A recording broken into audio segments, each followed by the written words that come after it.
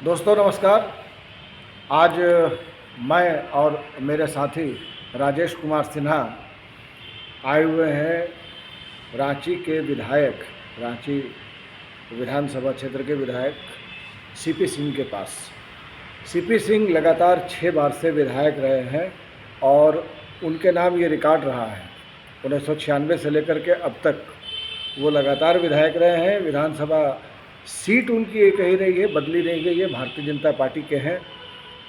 बहुत सारे काम उन्होंने किए हैं, Limca book of world records में भी उनका नाम है और वो सहज है, टेलीफोन खुद से उठाते हैं। तो उनसे बातचीत करने जा रहे हैं, देखते हैं ये बातचीत कैसी होती है। पॉलिटिकल तो रहेगा ही, पर्सनल भी कुछ रहेगा। आइए हमारे साथ वॉच कीजिए। 6 बार से आप लगातार विधायक हैं सर, और कई बार ऐसा लगता है कि एक ही इलाके को रिप्रेजेंट करना अपने आप में एक पुरखुसूस सुकून देने वाली बात होती है। आप कभी सोचते हैं कि आप 6 बार से लगातार विधायक हैं, मन में किस तरह की भावनाएं आती हैं ऐसा सोचने से? नहीं, देखिए, मैं इस बारे में सोचता ही नहीं। सुबह से लेकर रात तक कार्यक्रम में व्यस्त रहता हूँ और मेरा समय कार्यक्रम में ही जाता है। सभी का फोन उठाता हूँ। यदि ऐसा ही कुछ मीटिंग में हूँ या बाथरूम में हूँ तभी फ़ोन नहीं उठाता हूँ, अन्यथा मैं आम खास किसी का भी हो टेलीफोन उठाता हूँ। वो कुछ बोलता है तो मैं नोट करता हूँ। मैं ये नहीं चाहता कि भाई पीए को बोलो या इसको बोलो। भाई हमको फ़ोन आया है, अभी तुरंत आया फ़ोन, मैंने तुरंत के अपने प्रोग्राम में नोट कर लिया। तो मेरा कार्यक्रम दिन भर का समय ऐसे ही व्यतीत होता है। मैं फुल टाइमर राजनीतिज्ञ हूँ, इसलिए ये सब चीज़ दिमाग में सोचता भी नहीं। जनता जब तक सहयोग करती है, जनता का समर्थन रहता है, तो आदमी एक बार नहीं कई बार जीतेगा। 6 बार जीता हूँ तो जनता का समर्थन रहा इसलिए जीता हूँ, अन्यथा थोड़े जीतता। ये जनता का आशीर्वाद है। कभी मन में ख्याल नहीं आता है कि हम 6 बार के विधायक हैं? कभी नहीं आता है मन में? तो मन में 6 बार के विधायक है तो मन में क्या, मन में तो भरा हुआ है। आने की क्या बात है इसमें? अरे 6 बार के विधायक हैं तो कोई बोल देता है कि 7 बार के हैं तो उसको टोक देता हूँ कि भैया 7 बार नहीं है, 6 बार का विधायक हूँ। कोई बोलता है 4 बार गलती से, कोई 5 बार, तो बोलता हूँ 6 बार का हूँ। तो मन में क्या है, तो है ही तो सच्चाई है। 7वीं बार का भी चुनाव आपको लड़ना है सर? अब ये तो देखिए पार्टी तय करती है, चुनाव लड़ना है नहीं लड़ना है। मैं इसके बारे में कुछ नहीं आता और मैं इसके बारे में सोचता हूँ। पार्टी का हर निर्णय, पार्टी का हर आदेश सराहनीय होगा। आप सर विधानसभा अध्यक्ष भी रहे, मंत्री भी रहे, और शहरी क्षेत्रों की जानकारी मानी जाती है कि आपके पास बहुत शानदार है। अरे भाई, तो पार्टी ने मुझे स्पीकर बनाया, बन गया। पार्टी ने मंत्री बनाया तो बन गया। पार्टी ने जो भी दायित्व सौंपा उसका ईमानदारी पूर्वक निर्वहन करने का प्रयास किया। हाँ, पर उस वर्किंग पीरियड में आपके बेंचमार्क्स भी काफ़ी रहे हैं। Limca book of world records में भी आपका नाम गया है। लिम्का बुक रिकॉर्ड्स में भी नाम आया 2019 में, और इसलिए आया कि मैंने एक जन सेवा पोर्टल के माध्यम से लोगों का सेवा करने का काम किया। क्योंकि मंत्री होने के कारण व्यस्तता ज़्यादा रहती थी, तो मैंने दिमाग में ये बात आई कि कहीं नली साफ कराना है, कहीं स्ट्रीट लाइट नहीं जल रहा है, कहीं पानी की समस्या है, तरह तरह की समस्या है। तो मैंने इसके लिए ये प्रारंभ किया जन सेवा पोर्टल। और जन सेवा पोर्टल, और उसके माध्यम से लोगों के काम हुए। आपको सुनकर आश्चर्य होगा, वो व्यक्ति अभी भी जिंदा है। मैं इससे कई उदाहरण दे सकता हूँ। उन्होंने कहा कि जब वो मेरा क्षेत्र नहीं पड़ता है तो काके विधानसभा है। अच्छा। फिर भी वहाँ से फोन आया कि जो मेरा स्ट्रीट लाइट है वो फ्यूज हो गया। 1 घंटे के अंदर उनका वो लाइट बन गया। क्या बात। तो स्वाभाविक है कि भाई काम जन सेवा के माध्यम से हुआ और इसीलिए लिम्का बुक ऑफ रिकॉर्ड में नाम आया। क्विक रिएक्शन है, क्विक एक्शन है। नहीं, जन सेवा के माध्यम से क्विक एक्शन नहीं होता था। उसका सक्सेस रेट 95% था। 5% में वैसे मामले थे जो कोर्ट कचहरी से संबंधित थे। अब कोर्ट कचहरी का मामला को तो सॉल्व नहीं कर सकता है। सही है, सही है। सर, एक हाल के दिनों में देखा गया है जाम की समस्या लगातार बढ़ती जा रही है। देखिए, उसके पीछे कारण को समझना होगा। देखिए, लोग सही बात बोलते नहीं हैं। समस्या यहाँ है और उस समस्या हम और आप खुद हैं। जो लोग बोलते हैं कि जाम की समस्या है, मैं उनसे पूछना चाहता हूँ कि जाम की समस्या है तो उसके कारण क्या आप स्वयं नहीं हैं? आप गाड़ी सड़कों पर खड़ी करके और चल देते हैं और आप ही बोलते हैं कि जाम की समस्या है। बड़ा गजब स्थिति है भाई। ये बात डर से कोई नहीं बोलता है कि नाराज हो जाएंगे लोग। अरे भैया, नाराजगी क्या बात है? कहने का तात्पर्य है कि लोग दूसरे के ऊपर दोषारोपण करते हैं और अपनी ओर झाँक कर नहीं देखते हैं कि आप कितने दोषी हैं उसके लिए। तो ये जान की समस्या कोई और बाहर से आके थोड़े कोई करता है। दूसरी चीज़ें हैं कि भाई राजधानी बनी है, सड़कें वही हैं। जब सड़क चौड़ीकरण की बात आती है तो जुलूस प्रदर्शन हो जाता है, पुतले जलने लगते हैं। अब उसी सड़क पर चलना है। आबादी बढ़ गई है, क्योंकि आप देख रहे हैं कि ये एजुकेशन हब हो गया है, तो स्वाभाविक रूप से आबादी बहुत बढ़ गई। हॉस्टल्स हो गए हैं, लोग रहते हैं। राजधानी होने के कारण पूरे झारखंड के लोग यहाँ आते हैं प्रतिदिन। गाड़ियाँ बढ़ गई हैं। गाड़ियाँ पहले के ज़माने में, मुझे याद है, मैं दूसरे का उदाहरण नहीं देता हूँ, मैं स्वयं का उदाहरण देता हूँ कि जब मैं इंटरमीडिएट पास किया 74 में, तो मेरे मन में एक ख्याल आया कि एक साइड बिजनेस होना चाहिए कुछ। तो मैंने एक प्रयास किया। उस समय एम्बेसडर कार चलती थी, वो भाड़े पर चलती थी, रांची लोहरदगा। तो मैं रातूर में रहता था, रोज दिखता था। तो मेरे मन में ख्याल आया कि एक एम्बेसडर कार मैं ही ले लेता हूँ, मैं भी भाड़े पर चलवाता हूँ। पैसा नहीं था, तो मैंने स्टेट बैंक से प्रयास किया।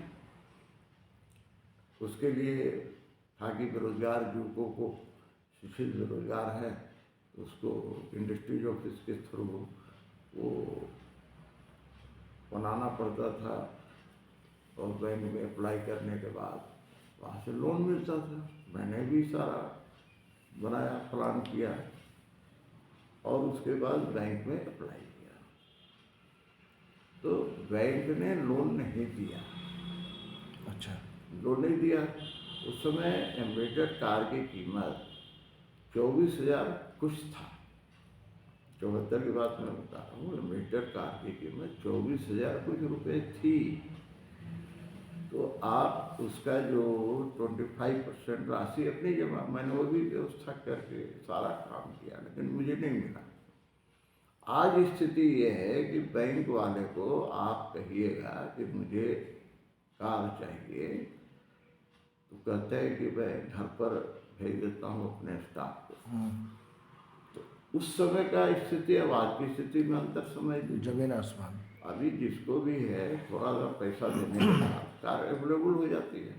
अब एक के घर में 2-2, 3-3 कार रहेगा तो सड़क पर तो जाम होगा। भाई पिताजी कोई भी है, वो अपना अलग गाड़ी से जा रहा है, बेटा अपना अलग गाड़ी से जा रहा है, बहू अलग गाड़ी से जा रही बहू है, अलग गाड़ी से जा रही है, बेटी अलग गाड़ी से जा रही है, तो वो सड़क पर तो ही वही सड़क पर तो चलेगी। स्थिति है। और देखिए, एक बात मैं बता रहा हूँ, जाम सिर्फ रांची में ये बोलना गलत है। रांची वाले लोगों को लगता है, बाहर जाके देखिए तो उनको समझ में आ जाएगा कि बाहर तो बॉम्बे में जाम, तो बॉम्बे में भी लगता है, दिल्ली में भी मैं देखता हूँ जाम लगता है। ऐसा थोड़ा है कि ये तो सिर्फ पैन रांची में इंडिया जाम- है, पैन इंडिया एक समस्या है। नहीं, वही कह रहे हैं, सिर्फ रांची में जाम लगता है, ऐसा बात नहीं है। अब सर थोड़ी सी उसकी भी चर्चा कर लेते हैं। ओल्ड एचवी रोड पर जो हम लोग का फ्लाईओवर बन रहा है, पिछले 1.5 साल से लगभग वो बन रहा है, और उसके कारण भी लोगों का आना जाना बड़ा बाधित हुआ है। देखिए, एक बात मैं बता रहा हूँ, जब काम होगा कष्ट तो होगा ना। कब तक वो पूरा हो जाने की उम्मीद है सर? देखिए, अब लगा हुआ है काम, तो जोर शोर से लगा हुआ है काम, तो हमारे समय में ही लगा था। लेकिन उस समय जब काम लगा तो बहुत सी चीज़ें बाधित हुआ उस समय, तो वही काम अभी भी हो रहा है। लेकिन काम अब तेजी से हो रहा है। तो जब तक काम होगा, तो ये तो काम रातों रात होने वाला तो चीज़ है नहीं कि आप रात को सोए और सुबह उठ के देखें तो काम हो गया। तो भाई काम जब बन जाएगा तो समय मजा तो आएगा। तो कोई भी चीज़, संघर्ष तो जीवन का अंग है ना। तो इसी प्रकार से आज जाम हो रहा है, लेकिन अब उसके बाद जब बन जाएगा तो लोगों को परेशानी दूर होगी। हरमू कोई भी मामला हो, देखिए हरमू में भी मैंने प्रयास किया था, कई बार डीपीआर वगैरह बना, लेकिन ये न्यू मार्केट चौक पर ही आकर गड़बड़ हो रही थी। तो जो वहाँ पर रोटरी होना था उसमें प्रॉब्लम आ रही थी, इसलिए हरमू का मामला नहीं बना। और हरमू में भी बनने की बात आई थी, उस समय तो मेरे पुतले भी जले, लोगों ने वहाँ आंदोलन किया। तो कोई भी काम आप कीजिएगा ना, तो हर व्यक्ति अपने स्वार्थ में वो इतना पागल हो जाता है कि वो उसको लगता है कि भाई इससे मेरा नुकसान हो जाएगा। अब रातू रोड में मान लीजिए फ्लाईओवर बना है, तो अधिकतर लोगों को इसका लाभ होगा, लेकिन जिनका दुकान है रोड के किनारे, तो उनको लगता है कि भाई हमारी दुकानदारी मार खा जाएगी। पहले इसी रोड से लोग आ रहा था, जा रहा था, गाड़ी लगाया, कोई सामान खरीद लिया। अब तो बाहर वाले लोग तो ऊपर ऊपर चले जाएंगे। तो मेरा कहने का तात्पर्य यह है कि भाई हर व्यक्ति स्वार्थ के वशीभूत होता है। एक मानव स्वभाव है, हर व्यक्ति के मन में यही भाव आता है। मैं कहा ना कि हर आदमी पहले अपने बारे में सोचता है। समस्या यहाँ है, पहले उसे देश के बारे में सोचना चाहिए, समाज के बारे में सोचना चाहिए, सबों का लाभ के बारे में सोचना चाहिए। और अपना लाभ या हानि बात की बात होती है, लेकिन दुर्भाग्यवश हमारे स्वभाव ऐसे हैं कि पहले अपने फायदे के बारे में सोचते हैं, अपने घाटे के बारे में। आपने सर पर्यावरण के क्षेत्र में भी काफ़ी काम किया है, और अभी हम देख रहे थे हरमू नदी की स्थिति लगातार बिगड़ती जा रही है, सड़ांध कम होने की बजाय बढ़ता जा रहा है। देखिए, हरमू नदी बनने की सोच हमारे आने से पहले हुआ था। टेंडर भी पहले हुआ था, बाद में हमारे कार्यकाल में वो काम हुआ। तो हरमू नदी तो है, लेकिन जो नदी का स्वरूप होना चाहिए नहीं है, वो पहले भी नहीं था, वो आज भी नहीं है। उसे बनाया लोगों ने, लेकिन उसका पानी का स्रोत नहीं है, जिसके कारण गंदा पानी उस हरमू नदी में लोग छोड़ते हैं। घरों के जो किनारे किनारे बस्तियाँ बसी हुई हैं, उनके पानी, गंदा पानी वहाँ आते हैं। अब गंदा पानी मैंने शुरुआत में ही जाना कि गंदा पानी हम ही छोड़ते हैं, और हम ही बोलते हैं हरमू नदी गंदी है। पहले तो सोच बदलना होगा। जब सोच नहीं बदलेगा तो स्थिति कैसे सुधरेगी? ये सोच किसी एक व्यक्ति को बदलने से नहीं होगा ना, ये सोच हर व्यक्ति की बदलने की, और उसके बाद अपेक्षा यदि हम करें तो शोभा देता है। लेकिन दुर्भाग्य ये है कि हम अपनी सोच बदलते नहीं हैं और चाहत लंबी रखते हैं। दोनों एक साथ कैसे होगा? कई जगहों पर स्वर्ण रेखा भी उससे प्रभावित हो रही है। नहीं नहीं, बिल्कुल पहले भी प्रभावित थी, आज भी प्रभावित है। देखिए उसमें काम हुआ है, ऐसा बात नहीं है। फिर भी मैं कह रहा हूँ कि आज भी स्थिति बदतर ही है, मैं इस बात को मानता हूँ। और इसके पीछे कारण सिर्फ और सिर्फ ये है कि लोग गंदा पानी घरों का, जितना मल मूत्र से लेकर सारी चीज़ें उसी हरमू नदी में छोड़ते हैं, जिसके कारण ये स्थिति है। और ये जा कर के स्वर्णरेखा में मिलती है। स्वर्णरेखा नदी की भी इसी कारण से वहाँ भी प्रदूषण फैला है। लोगों के पास विकल्प क्या है सर? नहीं, विकल्प ये है कि भाई उसको आप नदी में नहीं छोड़िएगा ना। आप क्यों छोड़िएगा? आप डायरेक्ट मतलब तो डायरेक्ट नदी में क्यों छोड़िएगा? आप उसके लिए सेप्टिक टैंक बनाइए। मलमूत्र नाली में छोड़ने के लिए थोड़े है, नदी में छोड़ने के लिए थोड़े है। आप सेप्टिक टैंक बनाइए, प्रत्येक घर में सेप्टिक टैंक होना चाहिए कि आपका मलमूत्र जो है सेप्टिक टैंक में जाएगा और भरेगा तो नगर निगम को आप खबर कीजिए, वो आपका साफ करेगी।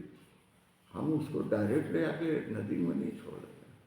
तो आपको नहीं लगता है कि इंफ्रास्ट्रक्चर के तौर पर जब हम नक्शा वगैरह पास करवाते हैं मकान बनाने के लिए, तब उसके अंदर सारी व्यवस्था रहती है भैया, वो ऐसा नहीं है यहाँ। लेकिन स्थिति ये है कि सब लोग, आप एक बात बताइए, जो नक्शा पास होता है, क्या सब लोग नक्शा घर का पास कराता है क्या? 35,000 तो नक्शे पास है मात्र रांची के। मैं तो वही बात कर रहा हूँ ना कि नक्शा सब लोग तो पास कराता नहीं। आप एक बात देखिएगा, नक्शा आजकल जो पास, हमारे ही समय नियम बना था कि जिनके पास जमीन है, मकान बना चुके हैं और जमीन ज़्यादा है, तो उनको हर घर में आपको वाटर हार्वेस्टिंग कराना है। कितने लोगों ने कराया वाटर हार्वेस्टिंग? अब तंत्र ऐसा नहीं है कि वो एक एक घर को चेक करे। उसके अंदर ये भी है कि वाटर हार्वेस्टिंग आप नहीं कराएंगे तो आपको 1.5 गुना उसका शुल्क देना होगा, पेनाल्टी। लेकिन अब वो हो नहीं रहा है। यदि दोनों बात आपको समझना होगा, यदि आपके ऊपर यदि कार्रवाई होती है तो फिर आप जनप्रतिनिधियों के पास दौड़ते हैं कि हमारे ऊपर नगर निगम फाइन कर रहा है, कार्रवाई कर रहा है। समस्या यहाँ है। मेरा यही कहना है कि सोच बदलना होगा कि भाई हमें नियम के अनुसार चलना है। कोई भी नियम के अनुसार चलना नहीं चाहता। आप एक बात बताइए, आप देखते होंगे कि बहुत लोग बिना हेलमेट का चलता है, गाड़ी में बिना सेल्फ बेल्ट के चलाया, और यदि उस पर पुलिस कार्रवाई करती है तो फिर फोन आने लगता है कि हमारे ऊपर कार्रवाई हो रही है, हमको फाइन किया गया। हमें सोच बदलनी होगी, हमें कानून का पालन करना होगा। मैकेनिज्म भी सर प्रॉपर लगता है डेवलप किया नहीं गया, या फिर उसकी मॉनिटरिंग नहीं हुई। अरे भैया, मॉनिटरिंग इतना संपूर्ण नहीं हो पा रहा। देखिए, अब इसको सही बात बोलेंगे तो बड़ा गड़बड़ हो जाएगा। आजकल तो सही बात बोलना भी गड़बड़ है ना। सत्य बात यदि बोलेंगे तो आपको बुरा लगता है। सच्चाई ये है कि भाई जो व्यवस्था है, जो तंत्र है, वो तंत्र भी पूरा काम नहीं करते। तंत्र है वो पूरा काम करते नहीं। अब आगे बताइए, मैं छोटा उदाहरण दे रहा हूँ। आप सब्जी लेने गए हैं, आप झोला लेके जाते ही नहीं, और उसको कहते हैं कि भाई आधा किलो टमाटर दो, होलसेल में दो। कौन डिमांड करता है? हम ही कर रहे हैं। आप कर रहे हैं। अब दुकानदार पॉलिथीन रखता है जबकि उस पर रोक है। अब आप कहेंगे मैकेनिज्म नहीं है। मैकेनिज्म यदि वो जांच करता है, फाइन करता है, तो फिर आप दौड़े दौड़े हमारे पास आ जाते हैं, फ़ोन करते हैं कि हमको इतना फाइन हो गया, मैं क्या करूं, जरा बताइए मुझे क्या करना चाहिए? कोई भी जनप्रतिनिधि को क्या करना चाहिए? तो नीरछीर विवेक का मामला है सर, हैं? ये तो नीरछीर विवेक का मामला ये है। क्या निश्चय विवेक का मामला क्या है? क्या करना होना चाहिए बताइए। ये जो जायज़ है वही आप करेंगे। नहीं, जायज़ का क्या बात है? आप तो नाजायज़ कर रहे हैं ना। हाँ, इसलिए जनप्रतिनिधि को जायज़ करना चाहिए। जायज़ करना चाहिए। जनप्रतिनिधि कोई इलेक्टेड होकर आया है ना, सेलेक्टेड होकर नहीं आया है ना। हाँ, सही बात है। वोट कौन देगा?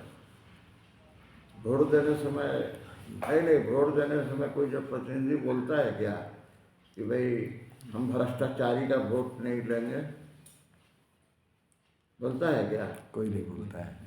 और वो कैसे जज करेगा कि कौन भ्रष्टाचारी है कौन नहीं है? हाँ, कोई पैरामीटर तो है नहीं कोई उसका। पैरामीटर है क्या? तो लोकतंत्र में यही है ना। आज देख नहीं रहे देश के अंदर क्या हो रहा है? मुफ्त का सारा चीज हो रहा है। इतना फ्री में बिजली देंगे, इतना फ्री में पानी देंगे, तो कोई बोलता है हम स्कूटी देंगे, तो कोई बोलता है कुछ देंगे। क्यों? कोई बोलता है कि हम नहीं लेंगे? बोलना चाहिए ना कि भाई नहीं, गलत बात है, हम नहीं लेंगे। इसी के कारण तो 2 स्टेट में आप पार्टी आ गई ना, दिल्ली में और पंजाब में। यही मुफ्त का माल के कारण तो वहाँ पर जो सरकार बना ली। तो पहले तो इसको सोचना होगा ना, हमें तय करना होगा ना। ये सामूहिक रूप से नहीं हो सकता, व्यक्तिगत रूप से होगा कि नहीं साहब हम मुफ्त का चीज़ नहीं खाएंगे। ये स्व विवेक से होना चाहिए। जैसे उदाहरण के लिए बोला कि अब जो एक चला मोदी जी के समय में कि भाई जो गरीब लोग हैं उन गरीब लोगों को उज्ज्वला योजना का लाभ मिलना चाहिए। बहुत से लोगों ने साहब ले लिया, समर्थ हैं, वो पैसे दे सकते हैं गैस का, उसके बाद भी उसका लाभ लेने लगे। मोदी जी ने आह्वान किया कि वे समर्थ लोग इसको छोड़ दें, सब्सिडी छोड़ दें, गिव अप करें। तो बहुत लोग शर्म से लिहाज से छोड़ दिया। आज भी बहुत लोग ले रहे हैं, उसका लाभ ले रहे हैं। तो हर व्यक्ति तो चाहता है कि हमको 200 रुपया ही लाभ मिल रहा है, हमको मिलना चाहिए। मुफ्ते माल दिले बेरहम। बिल्कुल भाई, आज भी यदि ईमानदारी से यदि जांच हो तो आज के दिन भी बहुत से ऐसे लोग, समर्थवान लोग राशन कार्ड लिए हुए हैं और वहाँ से गेहूँ या चावल उठा रहे हैं। मुझे ये भी रिपोर्ट है कि बहुत से लोग चावल नहीं लेते हैं, उसका पैसा ले लेते हैं दुकानदार से। मुझे रिपोर्ट है साहब, मैं क्या करूं? मेरा काम थोड़े है कि मैं वैसे लोगों को जांच करूं। मैं जनप्रतिनिधि हूं, जनता का प्रतिनिधि हूं। जनता को जिस रूप में पसंद है हमें वही पसंद बनाना पड़ता है। मैं वहाँ भाषण दूंगा ना तो मेरा क्या हाल होगा बताइए? बोलना बड़ा आसान है लोगों को, लोग का जब स्वयं पर आता है तब समझ में आता है। राय देना बहुत आसान है, शिकायत करना बहुत आसान है, लेकिन स्वयं पर वो बात आती है तब आटे दाल का भाव पता चलता है। थोड़ी सी पॉलिटिकल चर्चा करते हैं सर। रघुवर दास जी को राज्यपाल बना दिया गया उड़ीसा में, और अब एक तरीके से उनका पॉलिटिकल जो भी अब तक की एक्टिविटीज़ रही थी वो जाकर के शिथिल हो गई। देखिए एक बात बताइए, पार्टी ने उन्हें सब मान लिया है, मैं तो ऐसे मानकर चलता हूँ। ये निर्णय पार्टी का है ना, तो पार्टी का कार्यकर्ता होने के नाते पार्टी का हर निर्णय को तो मानना बाध्यकारी है। यदि आप पार्टी के सही मामले में एक अच्छे कार्यकर्ता हैं तो पार्टी के हर आदेश का अमल करना चाहिए। तो रघुवर दास जी को पार्टी ने यदि राज्यपाल बनाया तो उस आदेश का वो पालन कर रहे हैं, उसमें गलत कहा। अब उसको देखिए, हर आदमी हर चीज़ में एक कुछ खोजता है। ये बन गया तो ऐसा काहे हुआ, ऐसा हुआ तो काहे हो गया। तो कभी कभी मुझे स्वयं पर याद आती है। जब मैं विधायक बना तो मैं 16 महीना मोटरसाइकिल से चला। 16 महीना रांची का विधायक सीपी सिंह पहली बार, क्योंकि मेरे पास गाड़ी नहीं थी, कार नहीं थी, मैं 16 महीना मोटरसाइकिल से लोगों के पास जाता था, मैं चलाता था और बॉडीगार्ड मेरे पीछे बैठता था। तो कुछ लोग मुझे मिला तो बोला ये बड़ा अच्छा है, इसको मेंटेन रखिए। कुछ आगे बढ़ा तो कुछ लोग मिला, बोला भैया इस शोभा नहीं देता। तब मैंने उस समय मुझे 1,30,000 रुपये लोन मिला बिहार में गाड़ी खरीदने के लिए। गाड़ी खरीदने के लिए। फिर मैं अपना 50,000 51,000 लगा करके 1,81,000 कुछ रुपया में मारुति वैन खरीदा। मैं गाड़ी पर चलने लगा। जब गाड़ी पर चलने लगा तो कुछ लोगों ने बोला, चर्चा की आपस में, हमसे नहीं बोला लगता है कम आ गया। तो ये मानसिकता है भाई साहब।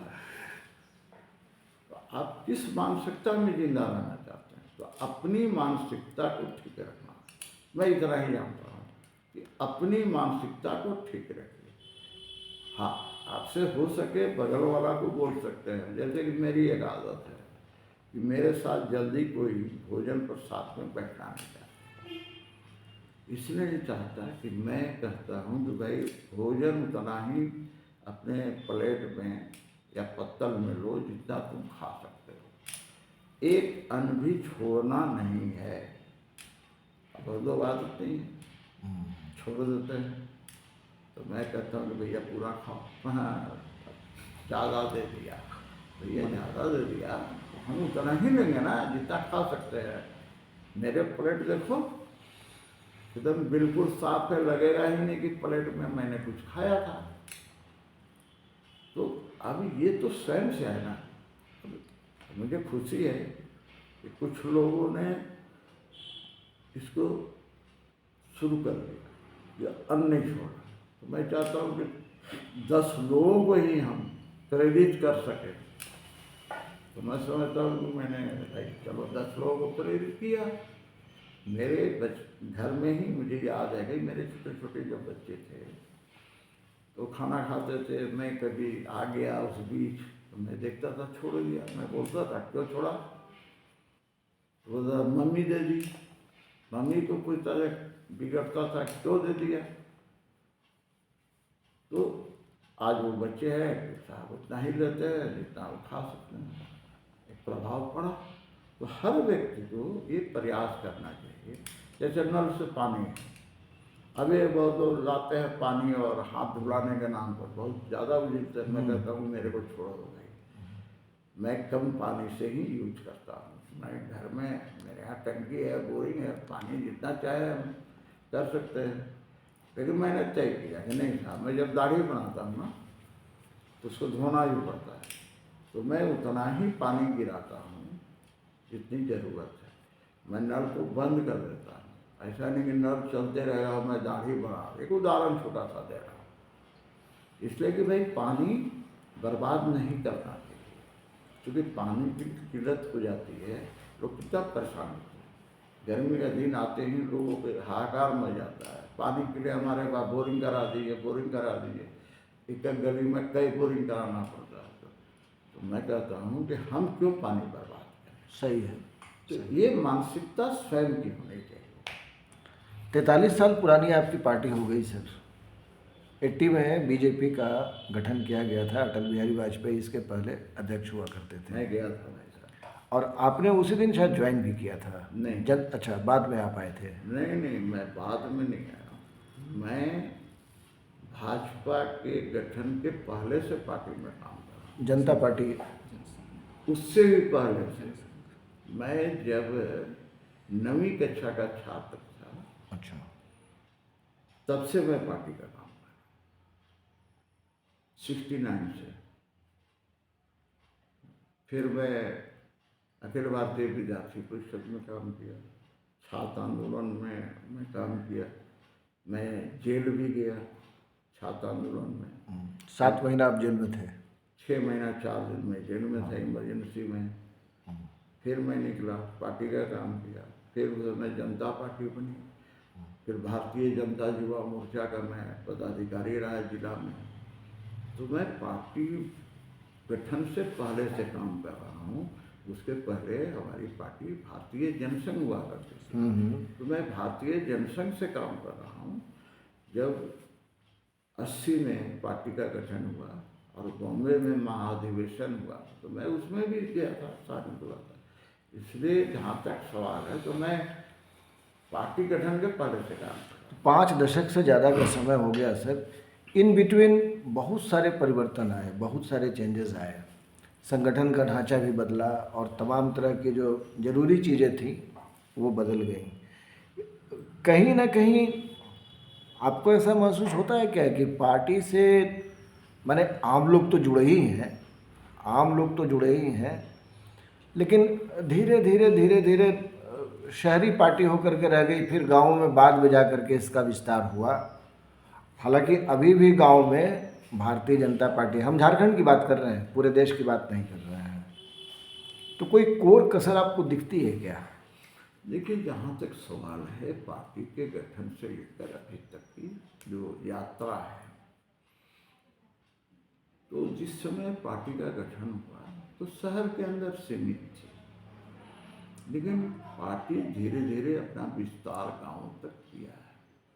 आज गांव-गांव में लोग भारतीय जनता पार्टी को जानते हैं और उससे भी ज़्यादा मोदी जी को जानते हैं। आप गांव में किसी बच्चे से भी पूछ लीजिए, किसी महिला से पूछ लीजिए कि मोदी जी को जानती है, बोला हाँ जान भाई नहीं। तो ऐसा नहीं है, पार्टी का विस्तार गांव-गांव तक हुआ। तो भाई गांव से हमारा विधायक चुन के आ रहा है तो बिना पार्टी के विस्तार के कारण आ रहा है। अभी पलामू से हमारे 5 विधायक, पलामू प्रमंडल से 5 विधायक चुन के आए, सुदूर ग्रामीण क्षेत्र से चुन कर आए, होनाजपुर से आए। हमारा विधायक पार्टी विधानसभा क्षेत्र से चुन के आया, हमारा विधायक विश्रामपुर विधानसभा क्षेत्र से चुन के आया। तो ग्रामीण क्षेत्र है ना। उसी प्रकार खूंटी से आया है, तोरपा से चुनकर आया है। तो ऐसे कई विधायकों का मैं नाम ले सकता हूँ जो सुदूर ग्रामीण क्षेत्र से चुनकर।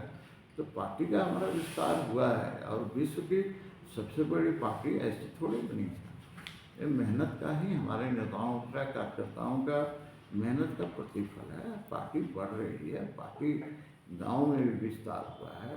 बिल्कुल अब पार्टी शुरुआत में थी और आज में बहुत अंतर है। एक चीज़ सर मैं आपसे पूछना चाहूँगा, कोई भी चुनाव हो, स्थानीय निकाय के चुनाव हो, विधानसभा का चुनाव हो, लोकसभा का चुनाव हो, मोदी जी का चेहरा आगे करके चुनाव लड़ने की जो एक रणनीति बनाई गई है उसको आप कैसे देखते हैं? देखिए भाई, पार्टी है, पार्टी का नेता तो कोई होता है ना। आप एक बात बताइए, जब भारत देश आज़ाद हुआ, जब भारत देश आज़ाद हुआ तो पंडित जवाहरलाल नेहरू प्रधानमंत्री बने। अब बाद में नेहरू जी के नाम पर पार्टी चुनाव लड़ी कि नहीं लड़ी? चेहरा तो नेहरू जी का ही था। फिर श्रीमती इंदिरा गांधी के नाम पर चुनाव लड़ती रही पार्टी। तो पार्टी तो कांग्रेस बहुत वर्षों तक इस देश पर राज किया। एक गांधी सरनेम लेकर किया। भाई इन लोगों का गांधी से क्या लेना देना है भाई? ये राजीव गांधी, इंदिरा गांधी, ये राहुल गांधी, प्रियंका गांधी, सोनिया गांधी। प्रियंका गांधी ने अपने नाम के आगे वाड्रा लगा लिया। ये लगाया नहीं लगाया, मैं लोग प्रियंका गांधी वाड्रा वाड्रा बहुत कम लोग जानते हैं। हम लोग जैसे पॉलिटिशियन जानते हैं। अब सोनिया गांधी का असली नाम एंटोनियो माइनो है तो लोग नहीं जानते हैं ना। ये बीजेपी के हर आदमी को पता है। हम लोग को पता है। मेरा ये कहना है कि लेकिन ये गांधी सरनेम लगा करके किया कि नहीं? भाई देश के आदरणीय प्रधानमंत्री नरेंद्र मोदी जी पहले गुजरात के मुख्यमंत्री जी थे, तो मुख्यमंत्री के रूप में जो काम किया पूरे देश के अंदर चर्चा का विषय बना, और जब प्रधानमंत्री बन गए तो एक प्रधानमंत्री के रूप में पूरे देश को गौरव प्रदान करने का काम किया। आज विश्व के अंदर भारत एक विकासशील देश के रूप में सामने उभर के आ रही है, और उन्होंने कहा है कि 2047 तक भारत विकसित देश के रूप में सामने आएगा। तो विश्व गुरु बनाने का जो लक्ष्य है वो ऐसे थोड़े है, मोदी जी को ऐसे थोड़े लोग जानता है, मोदी जी के काम से जानता है। गांव, गरीब, किसान, मजदूर, कोई भी हो, सब मोदी जी के काम से ही जानते हैं। इसलिए मोदी जी हमारे नेता हैं, तो मोदी जी को हम सामने रख के नहीं करेंगे तो किसको सामने रख के करेंगे?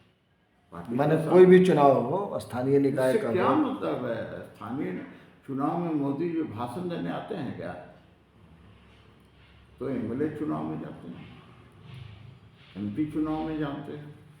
अब एक जगह का उदाहरण बताइए जहां मोदी जी स्थानीय निकाय के चुनाव में भाषण देने गए हों। यदि है उदाहरण तो बताइए। अब सर आते हैं झारखंड पे एक बार फिर से।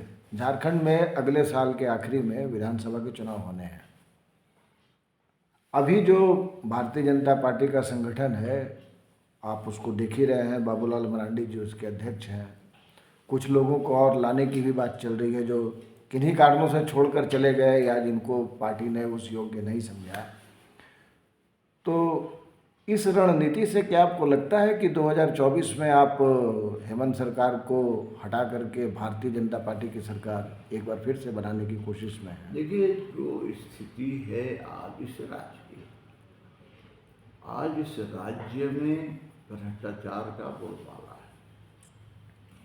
आप किसी आम आदमी से पूछिए, मान लीजिए मैं भारतीय जनता पार्टी का विधायक हूँ, कार्यकर्ता हूँ, तो आप हमसे पूछेंगे तो मैं बोल रहा हूँ, लेकिन मेरी बात को आप मत पूछिए ना, एक आम जनता से पूछिए कि भाई ये राज्य कैसा चल रहा है। क्योंकि आम आदमी को पड़ता है थाना से मामला, आम आदमी को ब्लॉक जाना पड़ता है, आम आदमी को सीओ से जाना पड़ता है, छोटे छोटे कामों के लिए अलग अलग विभाग में जाना पड़ता है। बिना पैसा के क्या उनका काम हो रहा है क्या? कोई विभाग बता दीजिए जहाँ वो जाते हों और बिना पैसा का उनका काम हो जाता हो। तो ये भ्रष्टाचार तो ऐसा स्थिति हो गई है कि गांव में रहने वाला किसान हो, मजदूर हो, या शहर में रहने वाला बड़े लोग, सबको उससे सामना होना है। तो ये सरकार भ्रष्टाचार और भ्रष्टाचारियों को बढ़ावा देने का काम करे, अराजकता का माहौल है। कानून व्यवस्था की स्थिति इतनी बदतर है कि दिन दहाड़े हत्याएं होती हैं। अब आप समझ सकते हैं कि मोरहाबादी मैदान जैसे जगह पर यदि अपराधी या किसी की भी हत्या हो जाती है, दिन में होती है, जहाँ पर बड़े बड़े लोग, बड़े बड़े अधिकारी रहते हैं, तो आप इसी से अंदाजा लगा सकते हैं। रघुवर दास जी के नेतृत्व वाली सरकार में नक्सलाइट भूमिगत हो गए थे या झारखंड छोड़ के चले गए थे बाहर। आज फिर वो आ गए हैं। क्यों? उनकी हिम्मत इतनी क्यों बढ़ गई है भाई? उनकी हिम्मत इसलिए बढ़ गई है कि बस एक ही नारा है, हेमंत है तो हिम्मत है। तो मेरा ये कहना है कि भाई लॉ एंड ऑर्डर का स्थिति इतनी बदतर हो गई है कि पुलिसकर्मी को आप देखिएगा कि सुबह से शाम तक मुद्रा मोचन में ही लगे रहते हैं। ये जो अपराधी हैं भाई, एक ही सिद्धांत होना चाहिए कि भाई जो सज्जन पुरुष है उसके साथ दोस्त का व्यवहार करो, और जो दुर्जन है, एंटी सोशल एलिमेंट है, उनके जैसा अपराधियों जैसा व्यवहार करो। तो ये अपराधियों को गले लगाते हैं और सज्जन पुरुष को प्रताड़ित करते हैं। इस सरकार में तो यही हो रही है, और यही कारण है कि देखे होंगे कि ईडी यदि नहीं होती तो कई आईएएस तो गिरफ्तार हुए। होते क्या, अभी तो बहुत लोग लाइन में हैं, आगे आगे देखिए होता है क्या। हेमंत सोरेन को 5 बार समन आप लोगों के, आप लोग, आपका क्या नाम, आपका क्या अब ये है? देखिए ईडी ने 5 बार, भाई ईडी 5 बार करे कि 50 बार करे, ये मामला ईडी और माननीय मुख्यमंत्री के बीच का है। हमारी सोच ये है कि यदि ईडी आपको बुलाते हैं तो जाना चाहिए, दिक्कत कहाँ है। किसी को भी, कोई कितना भी बड़ा पद पर क्यों ना हो, आखिर ईडी कोई विदेश से नहीं आया है ना, इसी देश की संस्था है ना। जब इसी देश की संस्था है और उसे कानूनी मान्यता प्राप्त है, तो यदि वो अपना काम कर रही है तो उस काम में सहयोग करना चाहिए। लेकिन हम ये कहेंगे नहीं साहब मैं ये हूँ इसलिए मैं ईडी के पास नहीं जाऊँगा। अरे भाई, मैं विधायक हूँ, कोई सांसद है, यदि हमारे ऊपर केस होता है, हमें नोटिस मिला कि आपको साहब धुरवा थाना आना है, मैं गया, धुरवा थाना गया, दरोगा के सामने बैठा, हमसे पूछताछ किया, हमने पूछताछ का जवाब दिया। मैं कहूँ मैं विधायक हूँ, मैं क्यों जाऊँगा, ये गलत है भाई। वो कानून के तहत अपना काम कर रहा है। एक पॉलिटिकल थ्योरी ये भी चल रही है सर कि अगर हेमंत सोरेन ईडी के पास जाते हैं तो ईडी उनको अरेस्ट कर लेगी और सरकार गिर जाएगी। देखिए ये तो मैं नहीं जानता कि ईडी क्या करेगी नहीं करेगी। पहले ही आप क्यों समझते हैं कि ईडी गिरफ्तार नहीं, ये थ्योरी चल रही है। थ्योरी चलाने वाले चला रहे हैं ना। कौन चलाता है थ्योरी? थ्योरी चलाता कौन है? मीडिया वाले चलाते हैं। मीडिया वाले पहले ही जजमेंट भी दे देते हैं। भाई मैं कह रहा हूँ ना कि भाई यदि मैं सही हूँ तो डर किस बात का है? बिल्कुल डरना नहीं चाहिए। जो भी संस्था बुलाए वहाँ जाना चाहिए, बेरोक टोक जाना चाहिए। अब गलत है तो भाई मेरे को डर लगेगा नहीं, तो मैं भागता चलूँगा। संकल्प यात्रा का क्या रिस्पॉन्स रहा सर? देखिए बाबूलाल बनर्जी 3 महीने से संकल्प यात्रा विभिन्न क्षेत्रों में कर रहे थे। 81 विधानसभा क्षेत्र का दौरा उन्होंने किया विगत 3 महीने के अंदर, जिसमें पर्व त्यौहार भी आए, सारे आए, फिर भी उन्होंने किया। हर क्षेत्र के लोगों को बताना इस सरकार के बारे में। बहुत से रिमोट इलाका है जहाँ पर लोग अखबार नहीं पढ़ते हैं, ये इलेक्ट्रॉनिक मीडिया नहीं देखते हैं, तो उनको जानकारी नहीं मिलती। तो इस सरकार के बारे में बताना, और हमारी सरकार, केंद्र की सरकार क्या बेहतर कार्य कर रही है, इसको भी बताना। तो प्रत्येक विधानसभा क्षेत्र में बेहतर रिस्पॉन्स मिला है और इसका समापन हुआ। हम लोग को खुशी है कि हमारे राष्ट्रीय अध्यक्ष भी इसमें आए। तो जनता को जागरूक करना भी हमारा दायित्व बनता है। इस काम को हमारे प्रदेश अध्यक्ष माननीय बाबूलाल मरांडी जी ने बेहतर ढंग से किया। पुराने साथियों की पुनर्वापसी की भी बात चल रही थी। अब देखिए ये तो पार्टी निर्णय करती है। हम लोग तो इतना ही जानते हैं कि भाई पार्टी जो निर्णय करती है वो सराखों पर होती है, और पुराने साथियों की पुनर्वापसी होती है, तो गलत कहाँ है? बिल्कुल होना चाहिए। कोई एक ऐसा काम सर जो अभी इस टेन्योर में आपके लिए बहुत चैलेंजिंग रहा हो आपके अपने विधानसभा क्षेत्र में, जिसको आप करना चाह रहे हो और अभी तक उसमें? देखिए मैं तो जब मंत्री था तो उस समय प्रत्येक घर में नल जल योजना पहुंच जाए, प्रत्येक घर को शुद्ध पेयजल उपलब्ध हो, एक बहुत बड़ी चुनौती थी। तो मैंने अपने कार्यकाल में सिर्फ झारखंड, रांची में नहीं, पूरे झारखंड के अंदर, आप मंत्री थे, इस काम को मैंने प्रारंभ कराया। दुर्भाग्यवश अभी तक वो कार्य पूरा नहीं हुआ। तो ये चैलेंजिंग है, क्योंकि देखिए हर व्यक्ति को भूखा 2 दिन रह सकता है, लेकिन बिना पानी का कोई रह नहीं सकता।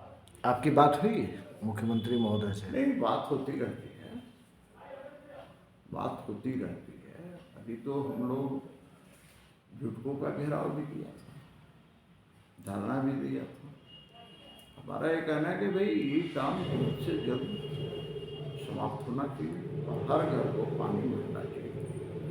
तो ये सबसे बड़ा चैलेंज आज भी है, क्योंकि केंद्र सरकार तो पैसा दे देती है, कराना तो इम्प्लीमेंट कराना तो राज्य सरकार का काम है, यहाँ के अधिकारियों का काम जो नहीं हो पा रहा। क्षेत्र में सर आप कितने बजे अपने फील्ड में कितने बजे निकल जाते हैं आप? नहीं, क्षेत्र में जहाँ तक निकलने का सवाल है तो वो प्रोग्राम्स के ऊपर डिपेंड करता है कि कितने बजे प्रोग्राम है। प्रोग्राम दिखाता है वो, कार्यक्रम तय होते हैं, फिर उसी के अनुसार मैं निकलता हूँ। अभी सर आपने बताया भी इंटरव्यू के शुरुआत में, और मैंने कई जगह पढ़ा भी, आप श्रीमान सरजू राय और कुछ अन्य लोग, मुझे लगता है 2-3 लोग और हैं जो अननोन नंबर भी उठाते हैं, टेलीफोन खुद से पिक करते हैं। तो कोई इसमें आपको डर कह लीजिए, या फिर एक बार आपके साथ ऐसा हादसा हो भी चुका है, तो इसको आप किस तरीके से देखते हैं सर? देखिए मेरी सोच क्या है समझ लीजिए आप। मैं जनप्रतिनिधि हूँ और जनप्रतिनिधि होने के नाते मेरा ही नहीं सभी जनप्रतिनिधि का एक दायित्व है कि जनता के लिए 24 घंटे उपलब्ध रहना। और मैं लोगों को बोलता हूँ कि भाई एटीएम फेल कर सकता है, सीपी से नहीं फेल करेगा। क्या बात है! तो मैं कहता हूँ कि एटीएम है तो मैं एटीए हूँ। किसी ने पूछा कि भाई एटीए का फुल फॉर्म क्या होगा, तो मैंने कहा एटीए का फुल फॉर्म होता है एनी टाइम अवेलेबल। आप मोबाइल पर फ़ोन पर बात कर सकते हैं। यदि मैं बाथरूम के अंदर हूँ और उसी बीच फ़ोन आ गया तो स्वाभाविक है मैं फ़ोन नहीं उठाऊँगा, तो मैं आते के साथ फिर उसको कॉल बैक करता हूँ और तब तक करता हूँ जब तक वो सजन उठा। कई बार क्या होता है वो तो फ़ोन कर लेता है और जब मैं फ़ोन करता हूँ वो तो उठाते नहीं। अभी सुबह में अपना ही एक कार्यकर्ता का फ़ोन आया, फ़ोन आया कट गया, 2 रिंग होने के बाद ही कट गया। मैंने देखा, मैंने नंबर सेव था, मैंने उसको फ़ोन किया तो उठाया नहीं। तो मन में थोड़ा गुस्सा भी आया, हम लोग अभी तुरंत फ़ोन आया, मैं तुरंत फ़ोन कर रहा हूँ, पूरा रिंग हो रहा है, उठा नहीं रहा। फिर करीब 10 मिनट के बाद फ़ोन आया उनका। हमने कहा कि क्या भाई आप फ़ोन किए, 2 बार में कट गया, मिस कॉल हो गया और मैं ये कर रहा हूँ तो आप क्यों नहीं उठा रहे हो? नहीं मैं थोड़ा इधर उधर था, जो भी है तो ठीक है। दूसरा है कि लोगों को मैं कहता हूँ भाई 2 बजे रात को ही फ़ोन करेंगे मैं उठाऊँगा। यदि ईश्वर न करे कहीं घटना दुर्घटना यदि हो जाती है और सूचना आती है और मेरी आवश्यकता होती है तो मैं वहाँ पहुँच जाता हूँ। 2 बजे रात को भी पहुँच जाऊँगा वहाँ पर। मेरा विधानसभा क्षेत्र बहुत छोटा है, तो मैं कहता हूँ कि भाई 20 मिनट मेरे को समय दीजिए, 20 मिनट में मैं वहाँ पहुँच जाऊँगा। दूसरा ये है कि क्षेत्र में जहाँ कहीं से भी बुलाहट होती है मैं वहाँ जाता हूँ। तो ये मेरा आदत है और मैं इसको बखूबी जब से विधायक बना हूँ तब से निभा रहा हूँ। हाँ। मेरे को फ़ोन आता है, जब तक उससे बात नहीं हो जाता मेरे को चैन नहीं मिलता है। जब तक मैं देखता हूँ कि मेरे यहाँ मिस कॉल में रेड शो कर रहा है, तब तक मैं उससे बात करने का कोशिश करता हूँ। मेरी याद हम सोचे किस हो सकता है किसी को प्रॉब्लम, बहुत लोगों को होता है, ठीक है, 1 ही % लोगों को कोई बहुत खास वजह से वो फ़ोन करते हैं। बाकी लोग तो ऐसे फ़ोन करते हैं कोई काम से, साधारण काम या ऐसे बातचीत हाल चाल भी पूछने के लिए लोग फ़ोन करते हैं। लेकिन कुछ लोग हैं बहुत गिनती में जिनको बहुत आवश्यक होता है, तो मैं फ़ोन इसीलिए उठाते हैं कि कब कोई प्रॉब्लम में है तो शायद मैं उसका कुछ काम आ जाऊँ, बस यही तो बात। 24 के विधानसभा चुनाव को लेकर आप अपने अभी तैयारी तो शुरू ही कर चुके होंगे सर? तैयारी में भैया देखिए, तैयारी स्पेशल क्या करना है, 365 दिन मैं किसी काम में लगा रहता हूँ। तो एक परीक्षार्थी होता है, मैं अपने आप को एक परीक्षार्थी समझता हूँ। एक परीक्षार्थी प्रत्येक दिन किताब पढ़ता है, प्रत्येक दिन लिखता है, तो परीक्षा में अच्छा करता है। मैं प्रत्येक दिन किताब पढ़ता हूँ। ऐसा नहीं है कि मैं कोई अचानक वाला के बीच में 5 साल गायब रहे और अचानक आकर के फिर लोगों के बीच, तो जनता समझती है कि 5 साल गायब रहा वो अभी आ रहा है। तो भैया हमारा है, हम इसी काम में लगे रहते और मेरा कोई व्यापार नहीं। आपको तो लिखने पढ़ने का भी शौक रहा है सर? नहीं, मैं पढ़ता हूँ ना, मैं डेली कोई ना कोई किताब अवश्य पढ़ता हूँ। और लिखना तो नहीं हो रहा अभी, लिखता था पहले। जब मैं संगठन में काम करता था तो उसके सारे जो बनाने, पम्पलेट बनाना से लेकर के, और मैं इलेक्शन तक अपना पम्पलेट अपने बनाया, अपना पम्पलेट मैंने अपने बनाया। तो ये सब करता रहता हूँ, ऐसा नहीं है कि नहीं करता हूँ। लेकिन अब समय का अभाव रहता है तो थोड़ा समय लगता है लिखने में, क्या वर्ड दिया जाए, क्या वर्ड नहीं दिया जाए।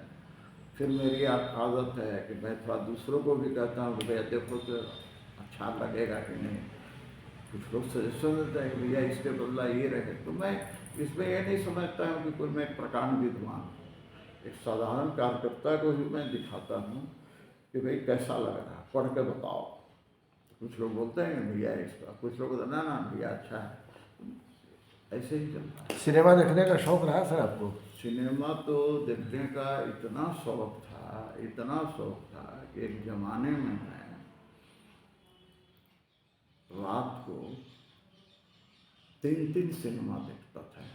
और उसके पहले विधायक में नहीं बना था तो बहुत पहले हम लोग रोज़ नाइट शो प्रत्येक दिन जाते थे सिनेमा, नाइट शो। दिन भर काम करते थे इधर उधर, और 8 से जो सिनेमा होते थे हम लोग जाते थे रोज। कई बार तो यह कि रिपीट में सिनेमा चल जाते थे, कोई और नया बदला दे है तो चलो भाई उसी को चलते हैं। तो ये सिनेमा रहा। और बाद में फिर मेरी आदत हो गई, जब मैं विधायक नहीं था तो रात को फिर टीवी में जी सिनेमा में लगातार सिनेमा ही देता है उसमें, तो उसको मैं 3 बार देखता, 12-1 बजे तक सिनेमा देखा। फिर कुछ सीरियल जैसे CID, अच्छा। ये देखने का शौक है मुझे। फिर महाभारत रामायण ये देखने का शौक है। अभी रात को जल्दी आ जाते हैं तो परमावतार श्री कृष्ण चल रहा था, उसको देखता हूँ। अच्छा। 1 घंटा जरूर देखता हूँ, लगता है कि भाई तो है, शौक तो है। पूजा पाठ के भी आप शौकीन हैं? पूजा करते पाठ हैं? में ऐसा है कि मैं कोई बहुत बड़ा ज्ञानी नहीं हूँ, इस मामले में पंडित नहीं हूँ। मन के अंदर भगवान के प्रति आस्था रखता हूँ। मैं हर बृहस्पतिवार को 2005 से हर बृहस्पतिवार को मैं बागलामुखी मंदिर जरूर जाता था, लेकिन प्राइवेट मकान में है वो बंद कर दिया तो थोड़ा छूट गया है। अन्यथा बृहस्पतिवार को एकदम बिना रोक टोक के मैं जरूर जाता था बागलामुखी मंदिर, और लाइन में लग करके वहाँ पे पहुँचता था माँ का दर्शन। आपके एज ग्रुप के जो पॉलिटिशियंस हैं, चाहे वो डिफरेंट पार्टी के हों, उनके साथ कभी बैठकी वगैरह लगती है आपकी? नहीं, ऐसा कुछ नहीं है। अब तो हमारे समय के बहुत लोग क्या उसको बोलते हैं, सीन से हट गए हैं, ये माना जाए। अच्छा। सीन से हट गए हैं, इनएक्टिव हो गए या जो भी है। हाँ, कभी कभी मिल जाते हैं, हालचाल हो जाता है। खाने का क्या शौक है सर? क्या खाते हैं? खाना मैं बहुत साधारण खाना खाता हूँ, और पार्टियाँ में मैं जाता हूँ तो खाता नहीं। थोड़ा मुझे चटपटा खाने का थोड़ा और शौक है। चटपटा में क्या? चटपटा मैंने चाट वगैरह, अच्छा। थोड़ा मिर्चा तीखा होना चाहिए। और घर में खाता हूँ मैं वही खाना हर जगह कोशिश करता हूँ। कोई हमको इनवाइट भी करता है अपने घर कभी खाने पर, तो मैं उसको बोल देता हूँ कि भैया मेरा खाना बिल्कुल साधारण होना चाहिए। तो पूछते हैं क्या खाइएगा भाई, तो उसना चावल होना चाहिए, अरहर का दाल, एक हरा सब्जी, एक भुंजिया, मूली प्याज या खीरा का सलाद, हरा मिर्चा जरूर होना चाहिए। अच्छा। हाँ, उसके अलावा कुछ जरूरत नहीं है। तो बहुत लोग क्या करता है, कई बार गया किसी के यहाँ खाने के लिए, बताया नहीं या उन्होंने पूछा नहीं, तो पता चला अरवा चावल बना दिया या पुलाव बना दिया, पनीर का सब्जी बना दिया। तो मैं कहता हूँ यार मैं खाता नहीं। तो मेरे लिए फिर या तो दाई तो जो बना हुआ रहता है मोटा चावल तो वो खिला देते हैं, या कहते हैं कि एकदम गपशप मारिए, बस कुकर में बना देते हैं उसना चावल, तो खा लेता हूँ। मैं साधारण खाना खाता हूँ। आखिरी सवाल पूछता हूँ सर आपसे, अगले 5 साल में रांची को आप कहाँ देखना चाहते हैं? देखिए रांची राजधानी है और मैं रांची को राजधानी के रूप में देखना चाहता हूँ कि एक राजधानी का जो रूप होना चाहिए। अब ऐसा नहीं कि हो रहा है काम, ऐसा भी नहीं है कि नहीं हुआ है, लेकिन फिर भी अभी बहुत बाकी है। और मैं नहीं सोचता कि कोई स्पेशल इसके लिए कोई राजधानी बन रही है, क्योंकि पहले क्या शहर है, जो पहले का जो शहर होगा तो स्वाभाविक है कि पतली पतली गलियाँ, पतले रोड, तो ये सब है। तो वो भी संभव नहीं कि उसको चौड़ा किया जा सके, क्योंकि बहुत लोग विस्थापित हो जाएंगे। लेकिन जो शहर है पहले के ज़माने में, आप सड़क इसका देखते तो सड़क नाम का चीज़ नहीं था। मैं जब विधायक बना तो मैंने शुरुआत सीपी सिंह ने किया कि गली गली में पीसीसी सड़क निर्माण करा। ये पीसीसी सड़क का कंसेप्ट देख रहे हैं रांची के अंदर, ये सीपी सिंह का दिया। थैंक यू सर, हमसे बातचीत करने के लिए। धन्यवाद।